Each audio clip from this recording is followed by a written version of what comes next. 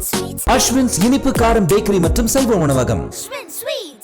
சேலம் மாவட்டம் ஓமலூர் அருகே உள்ள சுயம்பு வேல்முருகன் ஆலய மகா கும்பாபிஷேக விழாவில் ஏராளமான பக்தர்கள் கலந்து கொண்டு சாமி தரிசனம் செய்தனர். இதுகுறித்த கூடுதல் விவரங்களோடு இணைகிறார் செய்தியாளர் கணேசன். அவரிடம் பேசலாம். வணக்கம் கணேசன், விவரங்கள். வணக்கங்க.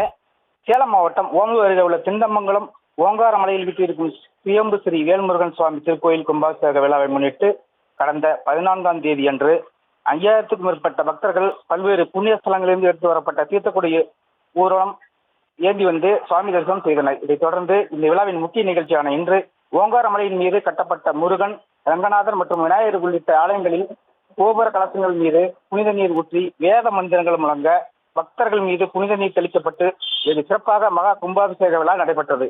இதில் முன்னாள் அமைச்சர் செம்மலை, அதிமுக சேலம் மாவட்ட செயலாளர் இளங்கோவன், சட்டமன்ற உறுப்பினர்கள் மணி சுந்தராஜர், சித்ரா, அதிமுக மாநில அம்மா பேரவை துணைச் செயலாளர் விக்னேஷ் உள்ளிட்ட 10,000க்கும் மேற்பட்ட பக்தர்கள் கலந்து கொண்டு சாமி தரிசனம் செய்தனர். மேலும் இந்த கோவிலின் சிறப்பு அம்சம் என்னவென்றால், பழனியில் கிழக்கு திசையில் இடும்பன் மலை இருப்பது போல் இந்த கோவிலின் கிழக்கே ஒரு மலை இருப்பதும், வடக்கு திசையில் பழனியில் சண்முக நதி இருப்பது போல் திண்டமங்கலம் நாயப்பன் ஏரி தண்ணீர் நிரம்பி இருப்பதும் சிறப்பு அம்சமாக கருதப்பட்டு வருவது குறிப்பிடத்தக்கதாகும். விவரங்களுக்கு நன்றி கணேசன்.